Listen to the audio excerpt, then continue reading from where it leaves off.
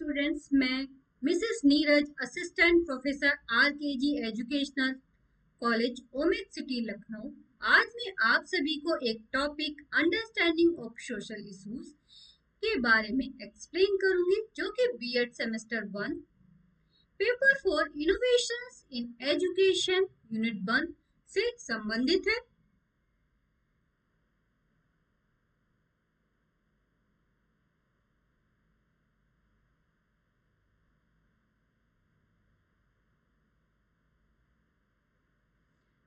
Students, मैं आज आप सभी को एक्सप्लेन करूंगी अंडरस्टैंडिंग ऑफ एनवायरमेंटल इश्यूज के बारे में कि एनवायरमेंटल इश्यूज क्या होते हैं। एनवायरमेंटल इश्यूज को हिंदी में पर्यावरणीय मुद्दे कहते हैं। Environmental issues the harmful effects of human activity. एक तरीके से कहा जाए तो एनवायरमेंटल इश्यूज हार्मफुल इफेक्ट होते हैं ह्यूमन एक्टिविटी के, कि व्यक्ति ह्यूमंस के द्वारा, मानव के द्वारा कुछ ऐसी क्रियाएं की जाती है जिनका कि बुरा प्रभाव होता है, जो कि हमें एनवायरमेंटल इश्यूज के रूप में देखने को मिल रहा है। इस धरती पर जीवन सृष्टि निर्माण के पीछे यहाँ चारों तरफ फैला हुआ पर्यावरण ही एक मुख्य भूमिका निभाता है, लेकिन पृथ्वी के इस पर्यावरण में असंतुलन निर्माण होने के पीछे कई मुद्दे हैं, और जो कहीं ना कहीं इंसानों की वजह से ही है, और जिसकी वजह से इस धरती पर रहने वाले जीव सृष्टि को बहुत ज्यादा हानि पहुंच रही है, और इसमें कई सारे मुद्दे शामिल हैं। उसके अलावा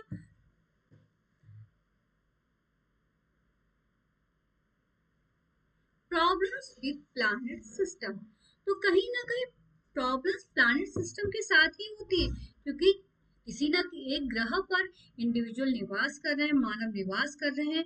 तो environmental issues are defined as a problem in planet system as air, water, soil, etc. that have developed as a result of human interference. Mistreatment of planet, planet के जो फैक्टर्स हैं, एयर, वाटर, सॉइल्स, और जो इतने सारे उनका planet के जो एनवायरनमेंट है उसके साथ मिसट्रीटमेंट किया जा रहा है ह्यूमंस के द्वारा, प्रॉपर ट्रीटमेंट नहीं हो रहा है, जिसके कारण एनवायरमेंटल इश्यूज उत्पन्न हो रहे हैं। Affect the natural environment, तो any human activity brings along with it many side effects. Aspect it could bring about development, while other side coin could be a detrimental effect. एक बहुत सारे benefit भी होते हैं कुछ एक्टिविटी जो human के द्वारा की जाती है, लेकिन कहीं ना कहीं उसके कुछ दुष्प्रभाव भी होते हैं, जो कि प्राकृतिक पर्यावरण पर पड़ रहे हैं। जो दुष्प्रभाव, डेट्रीमेंटल इफेक्ट, ह्यूमंस के द्वारा बहुत सारे आविष्कार किए जा रहे हैं, बहुत सारी ऐसी एक्टिविटी की जा रही है, साइंटिफिक इन्वेंशंस हो रहे हैं जो कि ह्यूमन के लिए आवश्यक है, उनके लिए बहुत बेनिफिशियल होते हैं, लाभदायक होते हैं, लेकिन कहीं ना कहीं उनका बुरा प्रभाव भी पड़ रहा है। जैसे बहुत सारी रेफ्रिजरेटर का यूज, रेफ्रिजरेशन के द्वारा इंडस्ट्रीज लगाई जा रही है, इंडस्ट्री के द्वारा बहुत सारी ऐसी गैसेस निकलती हैं इंडस्ट्रियल प्रोडक्शन के द्वारा, जो कि वातावरण को दूषित करती हैं।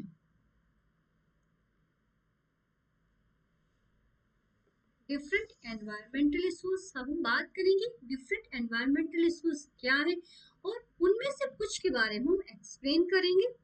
पहला, ozone layer depletion, global warming, greenhouse effect, desertification, deforestation, biodiversity, pollution, overpopulation, disposal of waste, scarcity. सबसे पहले हम एक्सप्लेन करेंगे ओजोन लेयर डिप्लेशन के बारे में, ओजोन परत के क्षरण के बारे में।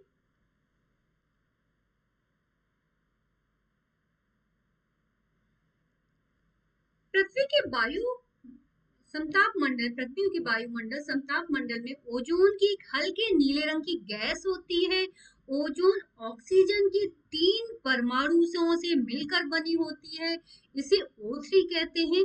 यह गैस सूर्य से निकलने वाली पराबैंगनी किरणों के लिए एक फिल्टर का कार्य करती है और ये हम तक हानिकारक किरणों को आने से रोकती है। 1970 के बाद से पृथ्वी के समताप मंडल में ओजोन की कुल मात्रा प्रति दशक लगभग 4% की धीमी गति से लेकिन लगातार इसमें कमी आ रही है और इसमें आने वाली कमी को ओजोन छिद्र या ओजोन होल के रूप में जाना जाता है। Ozone depletion gradually occurring by the release of chemical compounds containing gases chlorine or bromine from industry and other human activities. It is major environmental problem because it increases the amount of UV radiation and that increases the rate of skin cancer, eye cataract and other genetic and immune system damages and different breathing problems. Ozone के कारण ozone layer में depletion होने के कारण बहुत सारी problems या बहुत सारी ह्यूमन डिजीज होने का खतरा है। Global warming. Global warming is a long-term heating of Earth's climate system observed since pre-industrial period 1850s and 90s due to human activities, primarily fossil fuel burning, which increases heat trapping, greenhouse effect, and greenhouse level in the Earth's atmosphere. Global warming या वैश्विक तापमान बढ़ने का मतलब है कि पृथ्वी लगातार गर्म होती जा रही है। पृथ्वी के तापमान में वृद्धि और इसके कारण मौसम में परिवर्तन हो रहा है, जलवायु में भी परिवर्तन आ रहा है, बर्फ की चादरें पिघल सकती हैं और बारिश में भी बदलाव, बारिश के तरीकों में भी बदलाव आ रहा है, समुद्र के जल स्तर में वृद्धि और वनस्पति तथा जंतु जगत पे प्रभावों के रूप में सामने आ सकते हैं। ग्लोबल वार्मिंग के कारण होने वाले जलवायु परिवर्तन के लिए सबसे अधिक जिम्मेदार गैस है greenhouse gas. Greenhouse gas वे गैसें हैं जो बाहर से मिल रही गर्मी या ऊष्मा को सोख लेती हैं। यह गैस वातावरण में प्रवेश कर यहाँ का तापमान बढ़ाने में कारगर होती है और इसके कारण पृथ्वी का तापमान बढ़ सकता है, जिसके परिणाम बहुत ही घातक सिद्ध होंगे। बर्फ की चादरें पिघल जाएंगी, समुद्र का जल स्तर बढ़ जाएगा, जिससे बहुत ही नुकसान होगा।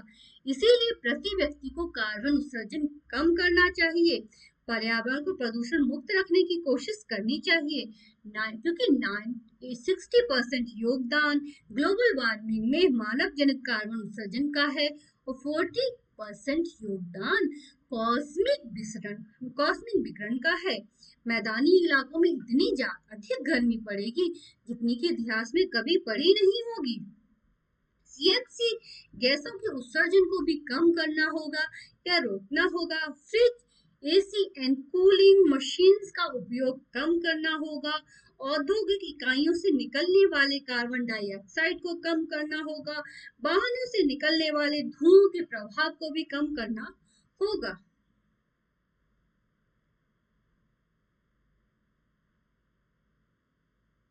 Green house effect.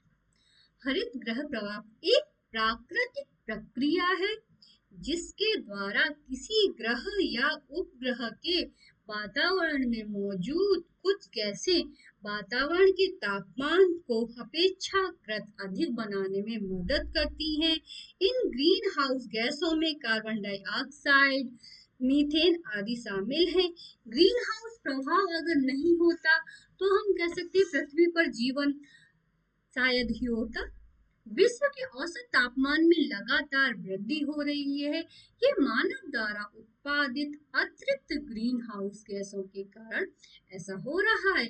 यदि पेड़ों को बचाना है तो इन गैसों पर नियंत्रण रखना होगा, क्योंकि इन गैसों के उत्सर्जन में वृद्धि के कारण तापमान में लगातार वृद्धि हो रही है, जिसके कारण जलवायु परिवर्तन और ग्लोबल वार्मिंग की समस्याएं उत्पन्न हो रही हैं और वनोन्मूलन के कारण या डिफॉरेस्टेशन के कारण भी ग्रीन हाउस प्रभाव उत्पन्न हो रहा है।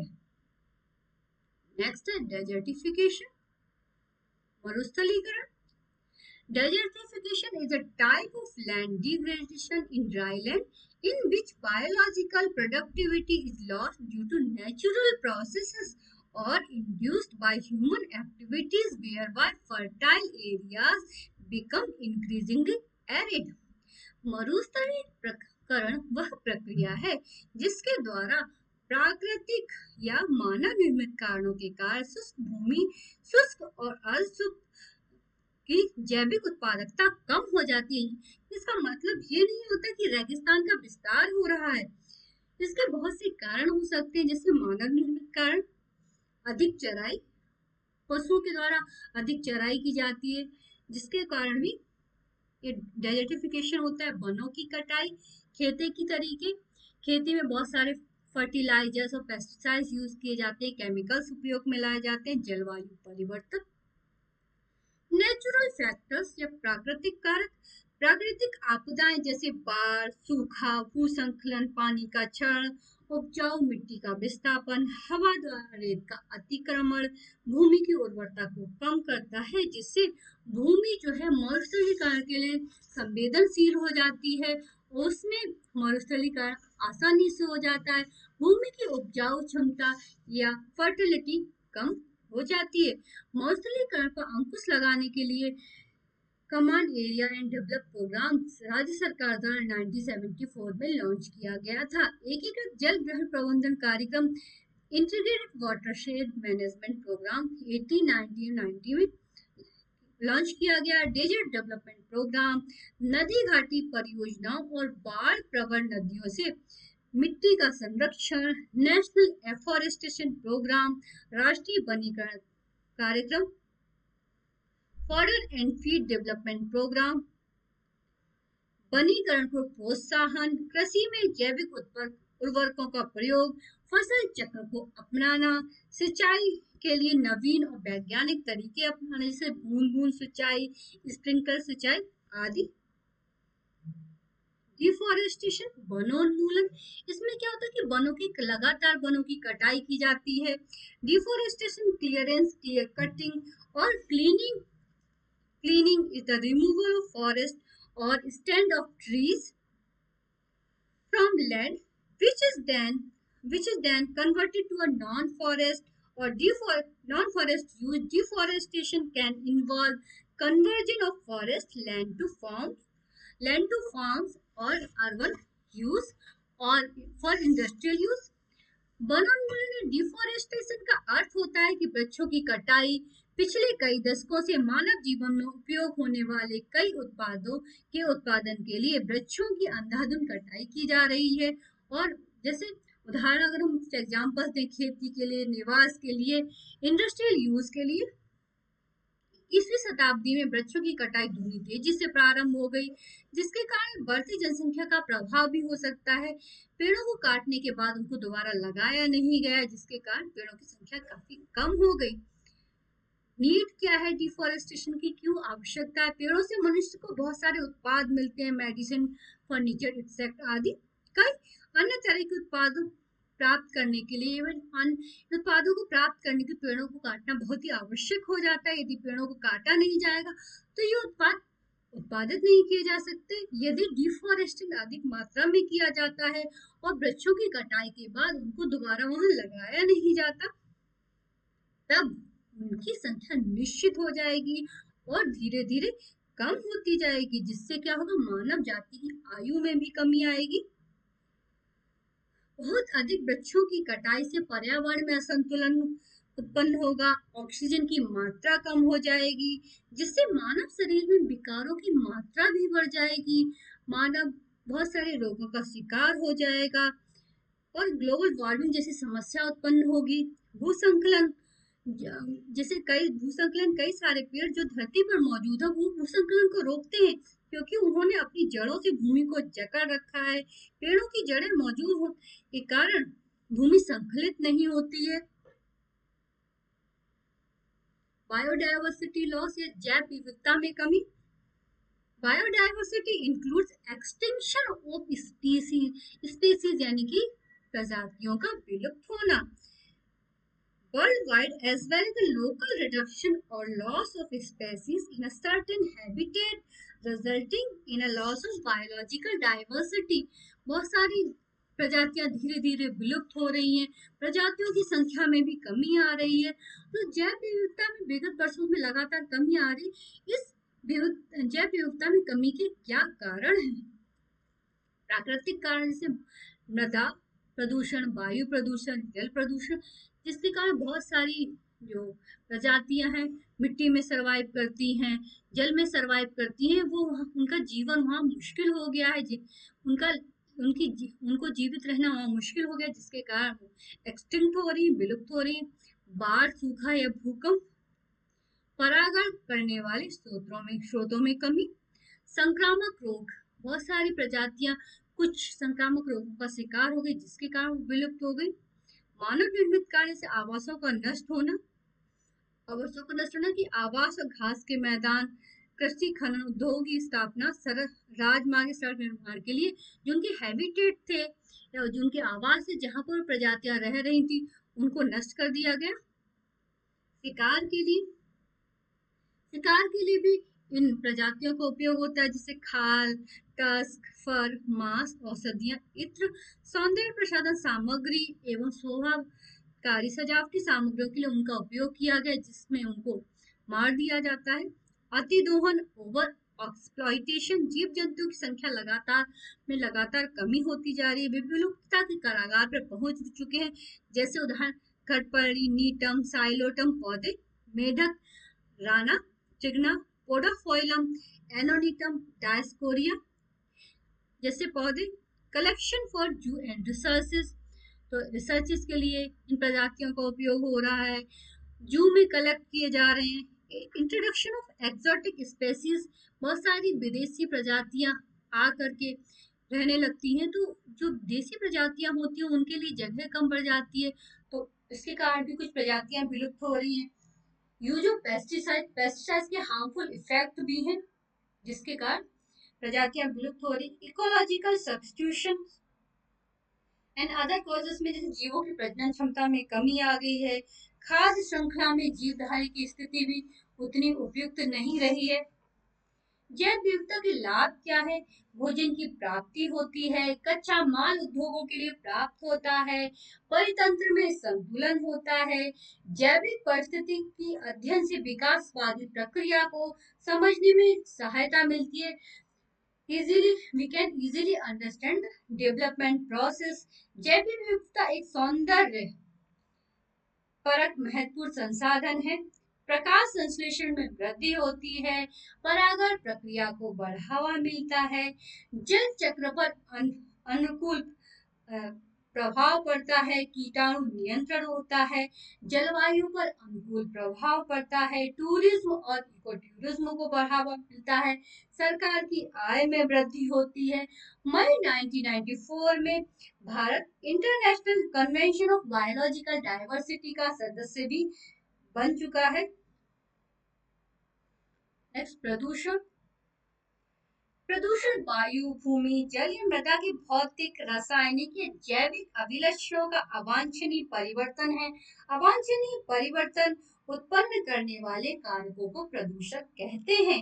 पर्यावरण के प्रदूषण को नियंत्रित और संरक्षित करने के लिए भारत सरकार द्वारा पर्यावरण संरक्षण अधिनियम 1986 में भी पारित किया गया। पोल्यूशन के कई टाइप्स हो सकते हैं, जैसे water pollution, land pollution, air pollution, noise pollution.